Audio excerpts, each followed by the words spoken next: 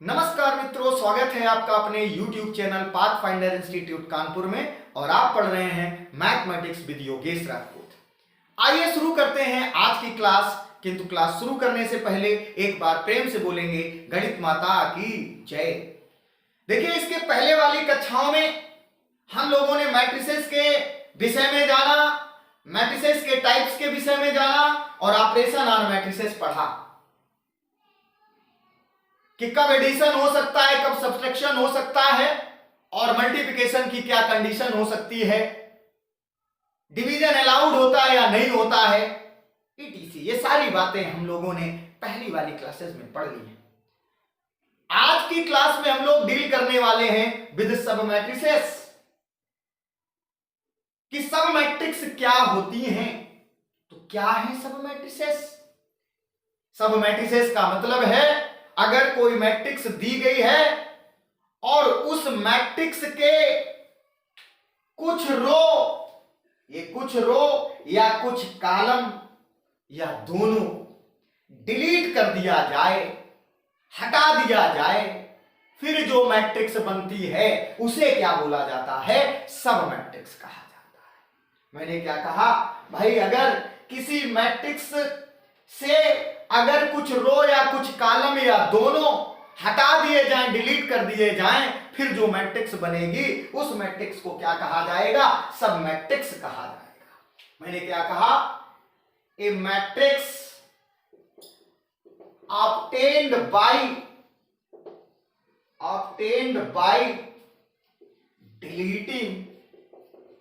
Deleting सम रोज और some columns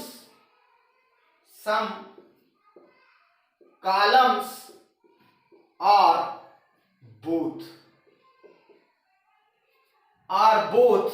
of the given matrix किसी दी गई मैट्रिक्स के कुछ रो या कुछ कॉलम या दोनों को डिलीट कर दिया जाए, फिर जो मैट्रिक्स बनती है उसे क्या कहा जाता है? आप कह देते हैं कि सब मैट्रिक्स कहलाती है। बात समझ में आ गई ना?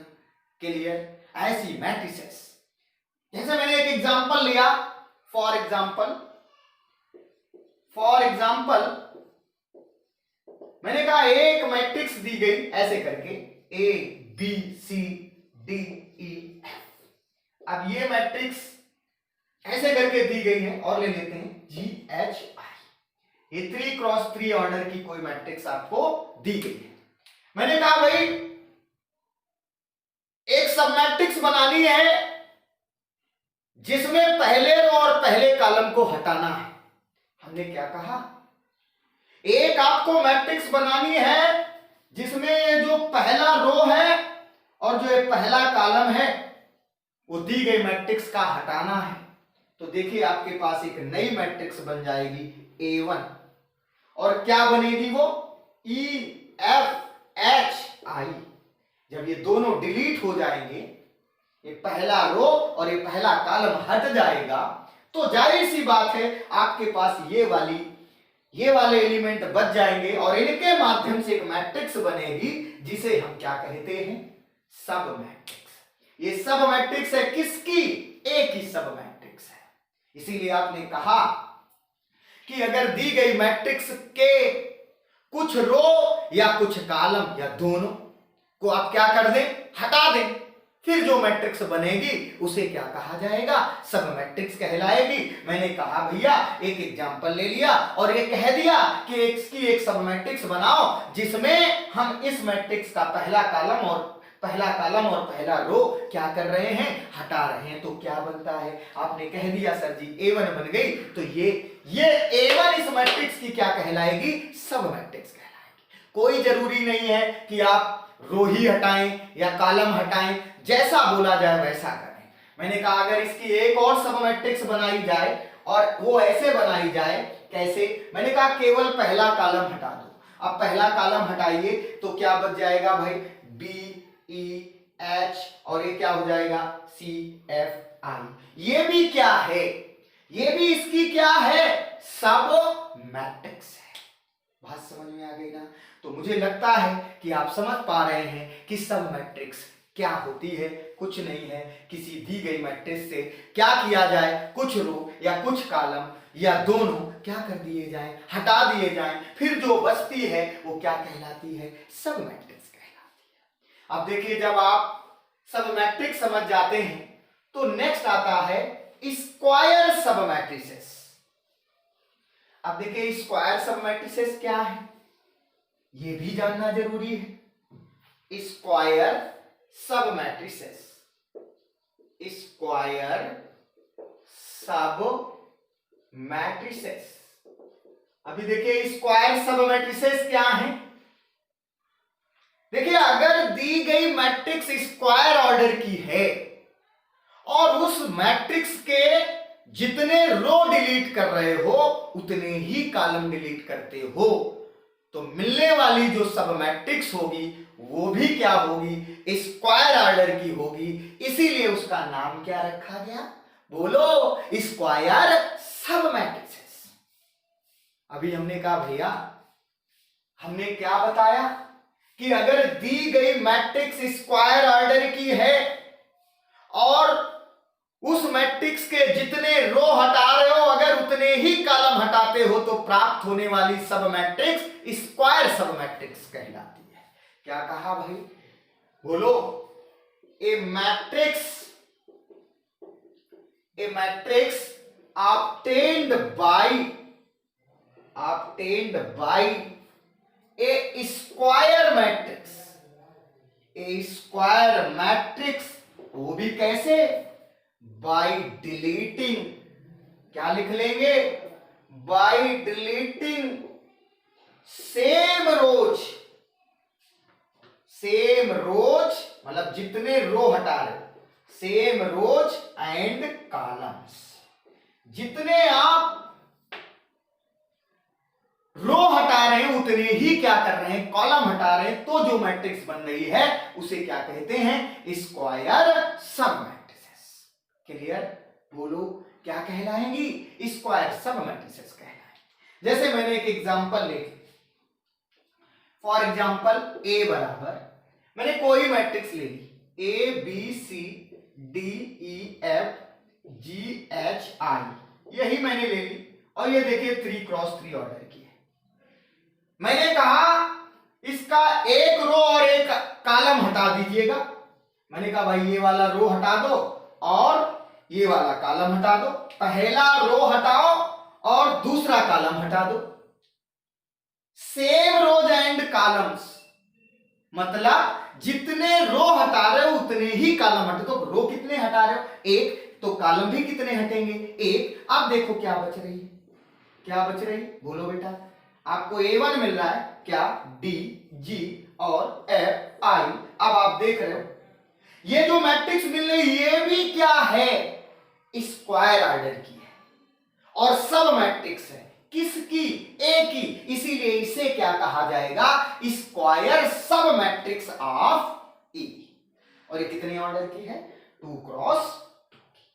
कुल मिला के क्या मीनिंग हुई, क्या अर्थ निकला, आपने कहा कि सर जी अगर कोई स्क्वायर ऑर्डर की मैट्रिक्स दी गई है और उस मैट्रिक्स से same rows and same columns आप डिलीट करोगे तो जो मिलने वाली मैट्रिक्स होगी वो भी स्क्वायर होगी और वो कहलाएगी क्या, स्क्वायर सब मैट्रिक्स। जब आप ये बात जान जाते हो कि स्क्वायर सब मैट्रिसेस क्या हैं, तो नेक्स्ट बात आती है कि किसी मैट्रिक्स का माइनर क्या होता है। तो नेक्स्ट आएंगे भाई माइनर ऑफ द मैट्रिक्स। एक एक पहलू पे हम लोग पढ़ रहे हैं, आप वीडियोस देखते रहें और देखोगे कि मैं कोई भी चीज लेफ्ट नहीं कर रहा हूं। आप छोटी से छोटी चीज को भी पढ़ोगे और बड़ी से बड़ी चीज को भी पढ़ोगे। अभी तो हम सिर्फ कहां तक आए हैं, स्क्वायर सब मैट्रिसेस तक आए हैं, उसके आगे की कहानी पढ़ रहे हैं। आगे हम लोग रैंक ऑफ द मैट्रिक्स और आप देखोगे उसी रैंक में नॉर्मल फॉर्म भी पढ़ेंगे। इसके बाद कैरेक्टरिस्टिक रूट्स, आइगन वैल्यूज वगैरह वगैरह बहुत कुछ डिस्कस करने वाले। पूरी मैट्रिक्स की किताब आपको सीक्वेंशियली मिल जाएगी, बशर्ते आप लोग हमारे साथ बने रहिएगा। चलिए, मैंने आपसे कहा कि minor of the matrix, minor of the matrices, matrices के माइनर क्या होते हैं? देखिए, माइनर का मतलब होता है सब डिटर्मिनेंट। क्या होता है भाई? सब डिटर्मिनेंट ऑफ द मैट्रिक्स क्या कहलाएंगे? माइनर कहलाएंगे। कैसे डिनोट होंगे? एएमआईजे से डिनोट होंगे। अगर कोई स्क्वायर ऑर्डर की मैट्रिक्स दी गई है तो उसका प्रत्येक एलिमेंट एक माइनर एलिमेंट को रखता है, और वो माइनर क्या होते हैं? वो सब डिटर्मिनेंट होते हैं किसी स्क्वायर मैट्रिक्स के। जैसे हमने आपसे क्या कहा, पहले इसकी डेफिनेशन लिख लें। क्या लिखने वाले हो? माइनर ऑफ द मैट्रिसेस, आपने कहा it is denoted by, it is denoted by, कैसे डिनोट करेंगे? एम आई जे। कैसे डिनोट करेंगे? M I J. एंड ये होते क्या हैं? दीज आर सब डिटर्मिनेंट, सब डिटर्मिनेंट। जैसे सब मैट्रिक्स होती थी वैसे ही सब determinant of a square matrix, square matrix. और मैंने आपसे कहा है प्रत्येक स्क्वायर मैट्रिक्स का प्रत्येक एलिमेंट एक माइनर एलिमेंट को जरूर रखता है, उसे ही क्या कहा जाएगा? माइनर एलिमेंट कहा जाएगा। डिनोट कैसे करोगे? एमआईजे से। ये बात मैं एक एग्जांपल से समझाऊं तो मुझे लगता है आप बेहतर तरीके से समझ पाओगे। जैसे मैंने क्या कहा, एक मैट्रिक्स ले ली, ए बराबर, मैंने क्या कहा, ये 2 3 4 3 1 2, यहां पे 2 2 1, कुछ भी आप मान सकते हो। ये मैट्रिक्स दी गई। अब मैंने कहा कि इसके प्रत्येक एलिमेंट्स का माइनर निकालो, तो जाहिर सी बात है ये 2 का माइनर निकलेगा, इस 3 का भी माइनर निकलेगा, इस 4 का निकलेगा, इसका भी निकलेगा। पोजीशन वाइज माइनर आपको डिफाइन होता रहेगा। मैंने क्या कहा, अगर इसका माइनर निकाला जाए तो कैसे निकलेगा? मैंने कहा पहला माइनर निकालते हैं। कैसे? M11। मैंने क्या किया, पहला माइनर निकाला। क्योंकि ये A11 होता है तो इससे संबंधित माइनर बेटा क्या होगा? M11। ये 12 होता है तो इससे संबंधित माइनर क्या होगा? M12। ये 13 होता है तो इससे संबंधित माइनर क्या होगा? M13। होगा कि नहीं होगा? वो सारे माइनर हम लोग यहाँ पे निकाल के देखते हैं। तो देखिए M11 निकालोगे तो कैसे निकलेगा? मैंने कहा पहला रो और पहला कॉलम हटा दो, क्योंकि यहाँ M11 है, यानी पहला रो पहला कॉलम आप डिलीट कर दीजिएगा। फिर जो बचे उसका डिटरमिनेंट निकाल दो। तो देखिए बेटा आपके पास क्या बचेगा? 1 2 2 1। ये आपके पास माइनर बचा, और इसी का माइनर क्या है आपने लिखा था? सब डिटरमिनेंट। तो इसका डिटरमिनेंट निकाल लो। 1 - 4 दैट इज कितना मिलेगा? माइनस का 3। तो पहला माइनर कितना मिल गया? माइनस का 3। अब मैंने क्या कहा? M12 निकालो। अब क्या करने वाले हो? क्या क्या हटेगा बोलो? पहला रो और दूसरा कॉलम।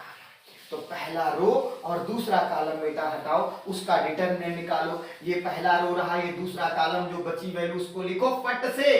3 2 2 1 फटाफट आप लिखेंगे। यहाँ पे क्या मिलने वाला है? थोड़ा सा भाई मुस्कुरा लो। क्या भाई? 3 - 4 दैट इज कितना मिलेगा? -1। आप सभी को पता है 2 क्रॉस 2 का डिटरमिनेंट कैसे निकाला जाता है? इसका गुणा इसमें माइनस इसका गुणा इसमें। करते हो कि नहीं करते हो? वही यहाँ पे हम लोग कर रहे हैं। चलिए मैंने कहा M13 भी बेटा निकाल लो। अब चलिए M13 निकाल रहे हैं, तो M13 के लिए क्या कहने वाले हो? सर जी पहला रो तीसरा कॉलम और जो बचा उसका डिटरमिनेंट निकाल लो। तो 3 2 1 2। जरा बेटा इसको सॉल्व करो।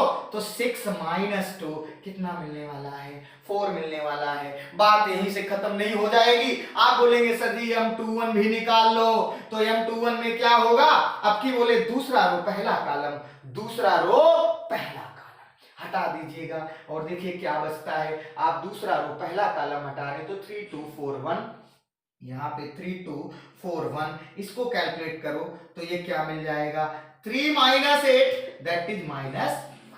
बात समझ में आ गई ना। मैं आगे बढ़ता हूं, मैंने कहा भाई हम 2 2 भी निकाल लो। अब देखिए सारे माइनर ही निकल रहे हैं। अब की बार क्या मिलेगा, दूसरा रो दूसरा कॉलम, दूसरा रो दूसरा कॉलम, आपको 2 2 4 1 मिलने वाला है।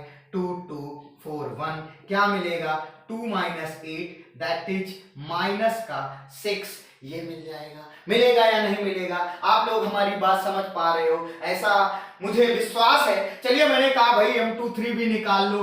M23 क्या हटेगा, आप बोलेंगे सर जी दूसरा रो तीसरा कॉलम, तो 2 2 3 2, यहां पे क्या बचा 2 2 3 2, जरा इसका डिटरमिनेंट निकाल लो तो 4 माइनस 6 कितना मिल जाएगा माइनस का 2। आप समझ पा रहे होंगे, मुझे विश्वास है। चलिए तो मैंने कहा आगे निकालते हैं, कहां पे 3 1 पे आते हैं, तो यहां पे मैं लिख देता हूं M31 क्या आएगा, बोलो बेटा कौन सा हटेगा, तीसरा रो पहला कॉलम, क्या बचा 3 1 4 2, जरा मल्टीप्लाई कराओ डिटरमिनेंट निकालो 6 माइनस 4 क्या मिलेगा 2।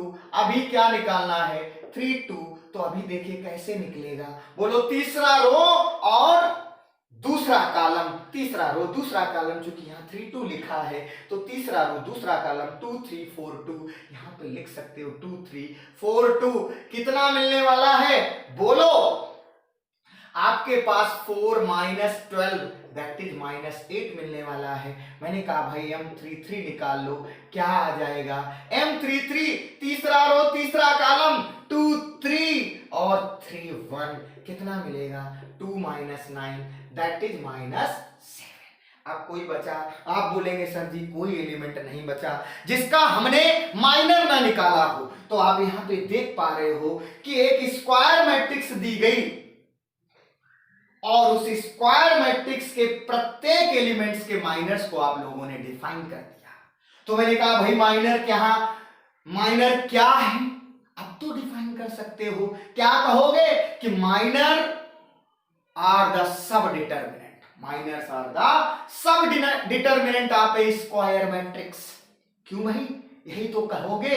और किसी भी स्क्वायर मैट्रिक्स का प्रत्येक एलिमेंट एक माइनर एलिमेंट को जरूर डिफाइन करता है। वो आप यहां पे देख पा रहे हो कि कैसे प्रत्येक एलिमेंट का दी गई मैट्रिक्स के एलिमेंट्स का माइनर आप लोगों ने यहां पे डिफाइन किया है। क्या प्रोसेस होगी, आपने ये भी कहा है उसे डिनोट काहे से किया गया है, MI जैसे।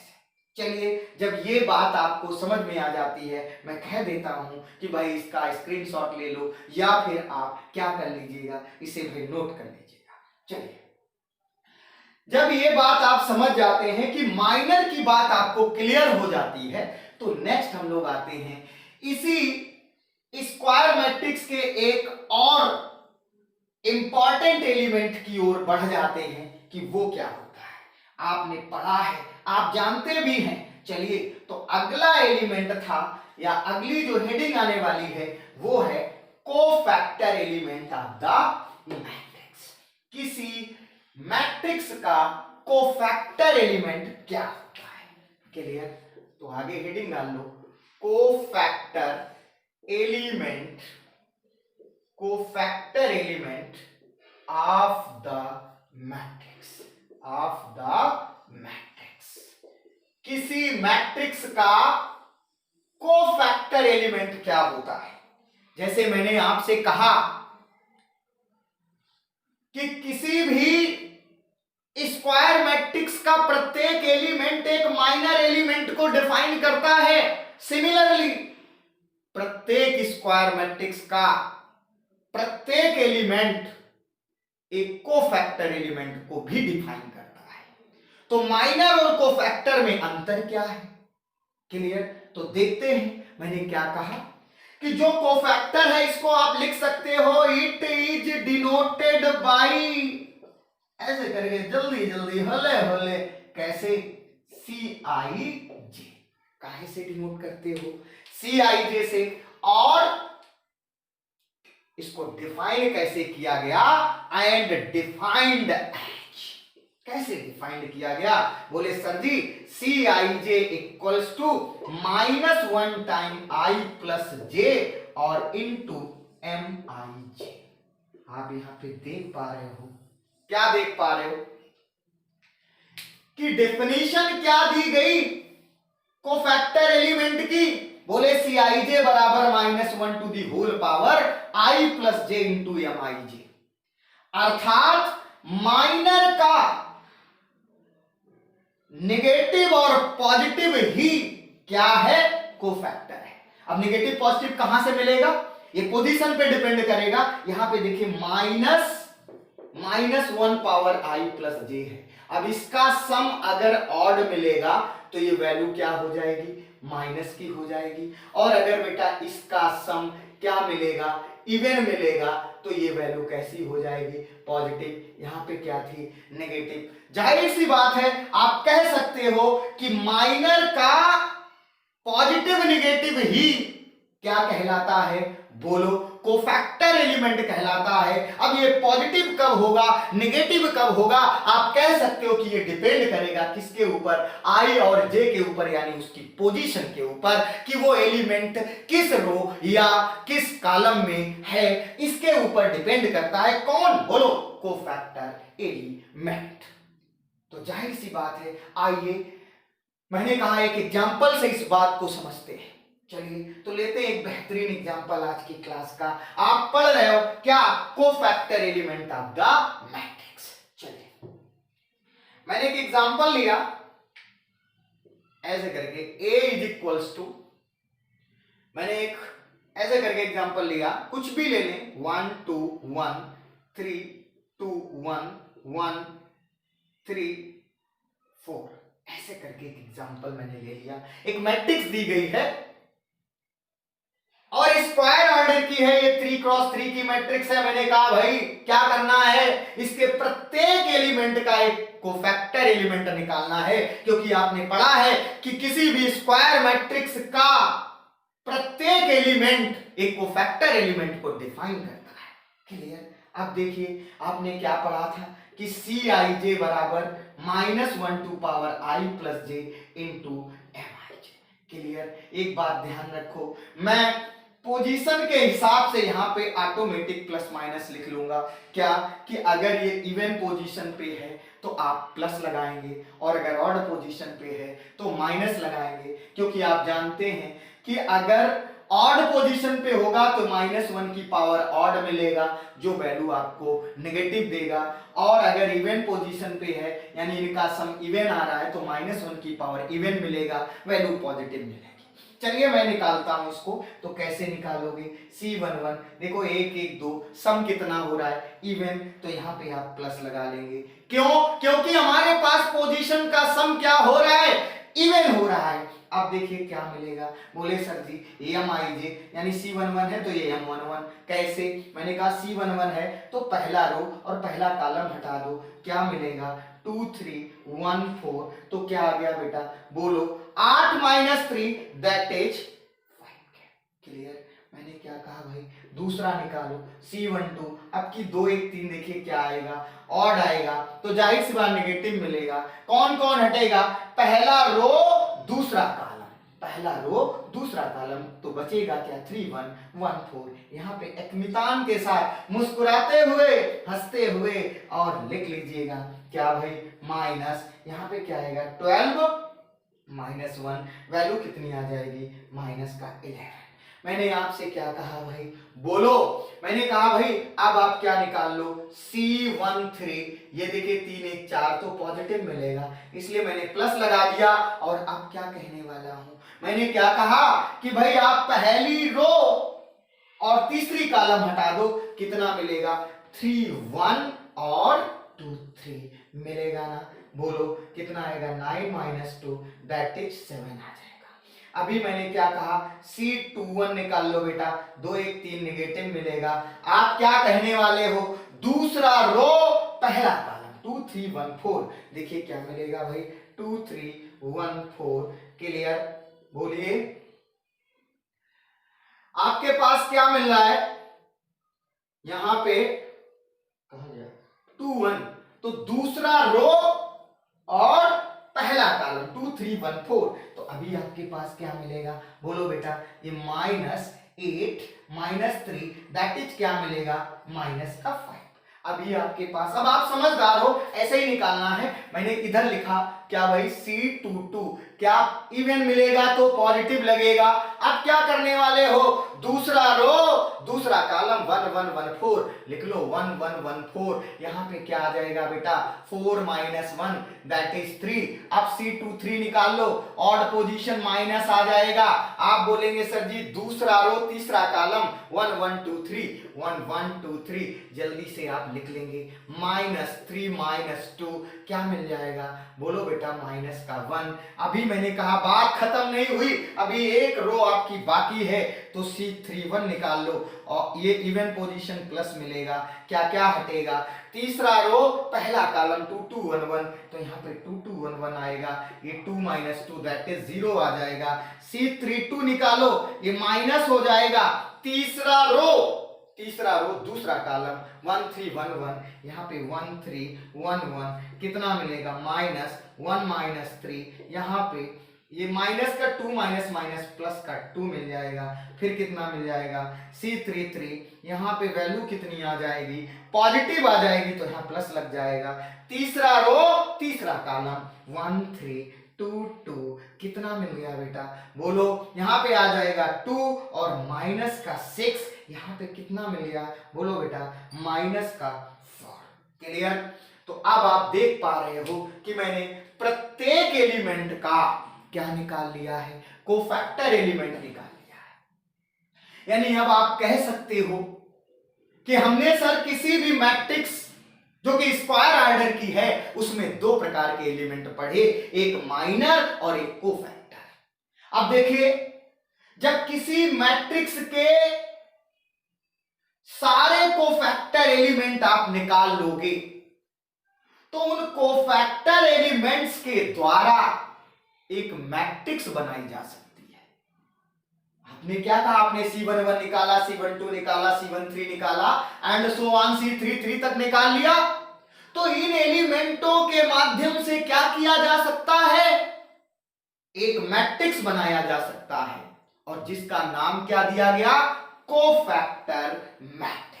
क्लियर। अगर जरा देर के लिए मैं आपसे कहूं कि भाई ये जो आपके पास क्वेश्चन दिया गया है A इक्वल टू दिस, इसका कोफैक्टर मैट्रिक्स क्या होगा, तो आप क्या बताने वाले हो कि कोफैक्टर मैट्रिक्स का मतलब है किसी मैट्रिक्स के कोफैक्टर एलिमेंटों के द्वारा बनी हुई मैट्रिक्स। तो आगे हेडिंग क्या हो जाएगी, कोफैक्टर मैट्रिक्स। क्यों भाई, डाल लेंगे प्यार से, ईमानदारी के साथ, और इसे डिफाइन कर देंगे कैसे, द मैट्रिक्स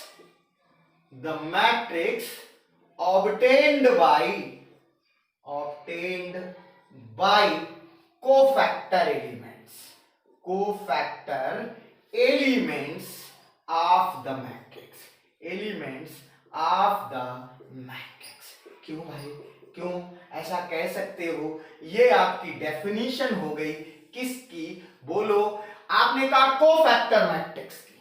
अब किसी भी कोफैक्टर मैट्रिक्स को डिनोट कैसे किया जाता है, तो डिनोटेड बाय, यहां पे लिख सकते हो ऐसे करके, डिनोटेड बाय कैपिटल C। कैसे डिनोट होता है, C के द्वारा डिनोट होता है। तो मैंने कहा कि एक एग्जांपल ले, तो एग्जांपल के लिए मैंने यही वाली मैट्रिक्स ली और इस मैट्रिक्स का प्रत्येक एलिमेंट का कोफैक्टर निकाला। आपने सारे मान निकाले हैं, C11, C12, सारी वैल्यूज आपने निकाल ली है। क्लियर। तो जाहिर सी बात है कि आपके पास कोफैक्टर मैट्रिक्स बन सकती है। आपने कहा बिल्कुल बन सकती है, तो मैंने कहा भाई इसको आप नोट कर लो, बिल्कुल डिट्टो नोट करना है, जैसे पीछे था वहां पे आपने कोफैक्टर एलिमेंट को समझा था और यहाँ पे कोफैक्टर मैट्रिक्स समझ रहे, तो भैया फिर क्या करना है, आपने उसी एग्जांपल को लिया और सारे कोफैक्टर एलिमेंट्स निकाल लिए। मैंने कहा तो फिर मैट्रिक्स क्या हो गई, तो यहां मैं लिखे देता हूं कोफैक्टर मैट्रिक्स। क्या हो जाएगी, बोलो C, और ये C बराबर हो जाएगा यहाँ पे C11, यहाँ पे C12, C13, C21, C22, C23, C31, C32, C33, और यही हमारे पास क्या होगी, कोफैक्टर मैट्रिक्स होगी। जरा सारे एलिमेंट बेटा ईमानदारी के साथ यहाँ पे रख दो और देखिए क्या मिलने वाला है। आपने कह दिया सर जी C बराबर क्या मिलेगा, C11, देखिए C11 कितना आया था, यहाँ पे क्या आएगा 5, और ये कितना आ गया माइनस का 11, और ये कितना आ गया 7। चलिए मैं इसको थोड़ा सा साफ कर देता हूं ताकि आपको क्लियरेंस समझ में आए। यहां पे अभी देखिएगा C21 आपके पास क्या आया है, बोलिए माइनस का 5, C22 उधर देखिए कितना मिला है 3 मिला है, C23 माइनस 1 मिला है, C31 कितना मिला है 0, C32 कितना मिला है प्लस का 2, और C33 कितना मिला है माइनस का 4। आप देख पा रहे हो एक मैट्रिक्स बन के आ रही है, और यही मैट्रिक्स कौन सी मैट्रिक्स हो जाएगी, कोफैक्टर मैट्रिक्स। क्लियर, कौन सी मैट्रिक्स बन जाएगी बेटा, कोफैक्टर मैट्रिक्स। क्लियर। अब देखिए इसी चीज में जब आप कोफैक्टर समझ जाते हो तो नेक्स्ट मैट्रिक्स हमारी एक और आ जाती है जिसको हम लोग क्या कहते हैं, एडजॉइंट ऑफ द मैट्रिक्स। क्या कह देते हैं भाई, बोलो, हमने क्या कहा, एडजॉइंट ऑफ द मैट्रिक्स क्या है, तो यहां अगली हेडिंग डाल दो, adjoint of the matrix. Clear, ये भी जान लेते हैं। बोलो बेटा, आपने कहा sir ji adjoint of the matrix क्या है, सहखंड, सहखंडज आप हिंदी में बोला जाता है, तो ये क्या होता है, एडजॉइंट ऑफ द मैट्रिक्स क्या है। तो मैंने आपसे कहा कि जो कोफैक्टर मैट्रिक्स बनी है इसका ट्रांसपोज कर दिया जाए, फिर जो मैट्रिक्स बनती है उसे क्या कहा जाता है, एडजॉइंट ऑफ द मैट्रिक्स। यानी क्या कह दोगे, सबसे पहली बात, इट इज डिनोटेड बाई, कैसे डिनोट करोगे, डिनोटेड बाई एडजॉइंट ऐसे करके, और कैपिटल ए, ये मैट्रिक्स रहेगी। Clear, adjoint of A, okay, and defined as, and defined as कैसे, द मैट्रिक्स, बोलो, the matrix which obtained by, कैसे प्राप्त होती है, obtained by transpose of cofactor matrix, by transpose, transpose of cofactor matrix. बोलो बेटा, है ना कोफैक्टर मैट्रिक्स। चलिए भाई ईमानदारी के साथ थोड़ा सा मुस्कुरा लो, हंस लो, क्यों भाई, और एक बार प्यार से मुस्कुरा करके जयकारा लगा दो, गणित माता की जय, जिसमें आप पढ़ किसके रहे हो, मैट्रिक्स माता को। मैट्रिक्स माता के कौन से भाग को पढ़ रहे हो, एडजॉइंट ऑफ द मैट्रिक्स को पढ़ रहे हो। तो जाहिर सी बात है आपने क्या कह दिया कि एक ऐसी मैट्रिक्स जिसमें कोफैक्टर मैट्रिक्स का ट्रांसपोज करके बनाया जाता है उसे क्या कहा जाता है, एडजॉइंट ऑफ द मैट्रिक्स बोला जाता है, या एडजॉइंट ऑफ ए कहा जाता है। तो मैंने कहा भाई यहां पे ए दिया गया था और इस ए का कोफैक्टर मैट्रिक्स ये मिला था, तो जाहिर सी बात है इसकी अगर हम डेफिनेशन बनाएं या इसको हम एक फार्मूले में अलॉट करें तो क्या लिखोगे, एडजॉइंट ऑफ ए बराबर सी का ट्रांसपोज। अब ये सी क्या है आप जानते हो, ये कोफैक्टर मैट्रिक्स है।